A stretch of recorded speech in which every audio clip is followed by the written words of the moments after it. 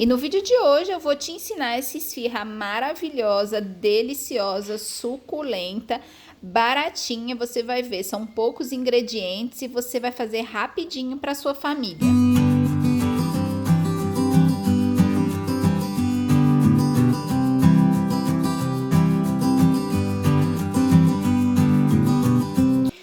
E eu começo colocando 500 gramas de farinha de trigo. Eu usei a farinha de trigo mais barata que tinha no supermercado. Então, realmente, você pode usar qualquer farinha que você tiver na sua casa. Pesei rapidinho ali na minha balança. E essa receita não tem exigência. Realmente pode ser a farinha baratinha do supermercado. Logo depois, eu pesei 15 gramas de açúcar e eu utilizei o açúcar cristal, mas você pode utilizar qualquer açúcar que tem na sua casa. A receita inicial pedia 60 gramas de açúcar para meio quilo de farinha. Eu achei muito açúcar. Eu achei que 15 gramas estava mais do que suficiente. Realmente, o sabor final da receita tinha que ser realmente menos gramas de açúcar. Os 15 gramas estava mais do que suficiente. Depois disso, eu coloquei 15 gramas de azeite, que deram mais ou menos umas 4 colheres de azeite. E pode ser qualquer azeite aí que você tiver na sua casa, não tem problema. Eu gosto muito de colocar azeite nessas receitas e mesclar também com um pouco de óleo. E eu pesei 45 gramas de óleo. Eu usei óleo de girassol, mas também podia ser qualquer óleo que você tivesse na sua casa. Depois disso, eu coloquei 150 gramas de levain, que é o fermento natural, mas você também pode usar fermento biológico, só fica pronto um pouquinho mais rápido quem fizer com fermento biológico. Logo depois eu coloquei 14 gramas de sal. Eu usei o sal grosso, mas você também pode utilizar o sal refinado, qualquer tipo de sal você pode utilizar nessa receita. Depois disso, eu pesei 105 gramas de leite e também 140 gramas de água. Lembrando que eu coloquei um pouco de água e deixei um pouquinho reservado para poder acertar a hidratação da água no final. E agora é só ir mexendo para chegar numa consistência que você possa moldar com as suas mãos, meio melecadinho, mas que você também possa moldar com as suas mãos.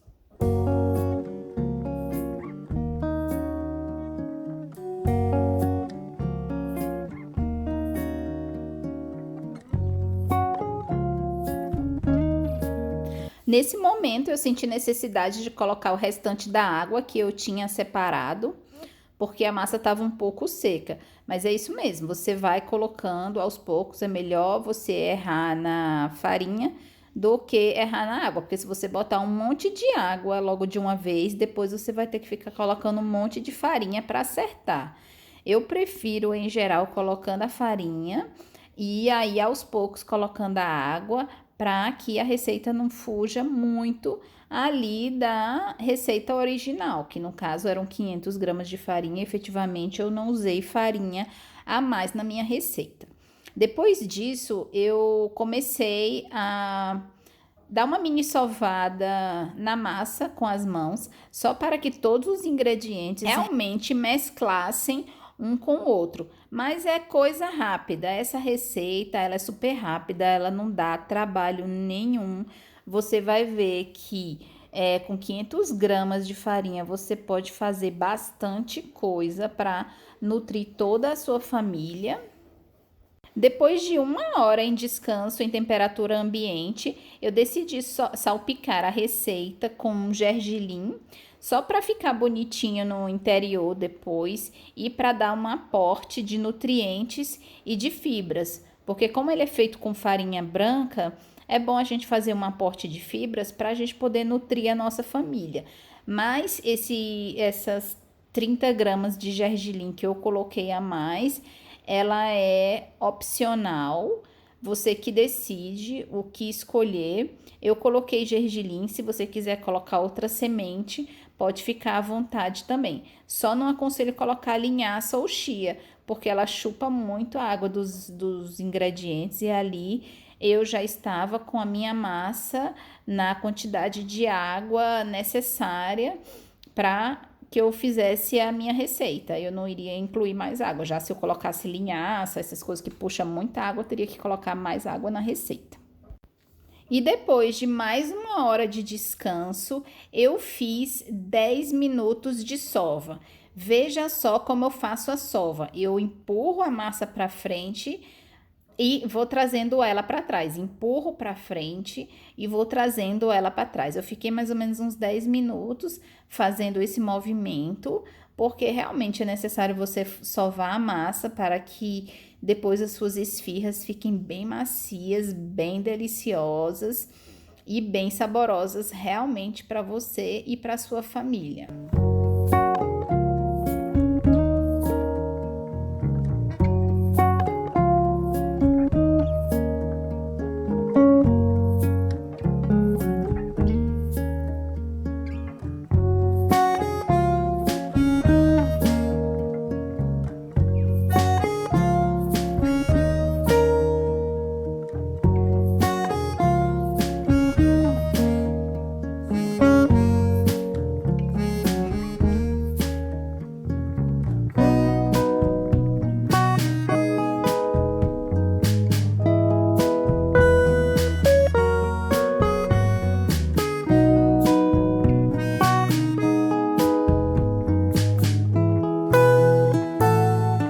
E o detalhe que eu quase não untei a minha bancada, não coloquei quase nada, foi só aquela quantidade de farinha mesmo inicial. O dia estava bem frio, eu deixei 3 horas mais ou menos em temperatura ambiente para ele crescer. A massa já estava assim, olha como estava linda, a massa já estava em ponto de véu bem bonita. Eu deixei ainda ela crescer mais um pouquinho, fiz ali uma única dobra, que consiste em você puxar a massa e ir rodando a vasilha. Vai puxando a massa e rodando a vasilha para soltar um pouco a, a massa. E eu fiz isso por quê? Porque eu ia deixar ele descansar. Eu deixei descansar mais ou menos umas 3 horas para que efetivamente desse uma boa fermentação. Depois de 3 horas, veja só, a fermentação estava bem boa, estava bem bonito a nossa massa. E aí eu transferi para uma vasilha maior para poder moldar as bolinhas. Olha só, eu fiz essas bolinhas bem pequenas que cabiam na palma da minha mão. E aí eu fui fazendo as dobrinhas, uma dobra bem mini, e ia formando essas bolinhas aí bem pequenininhas.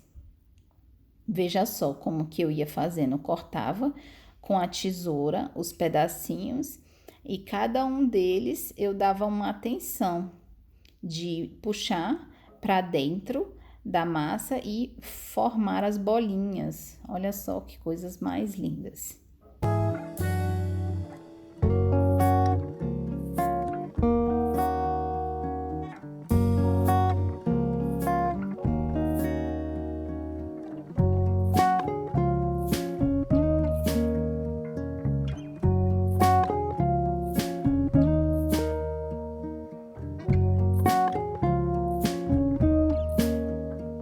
No final foram 20 bolinhas, eu ia fazer 20 esfirras aí para o jantar.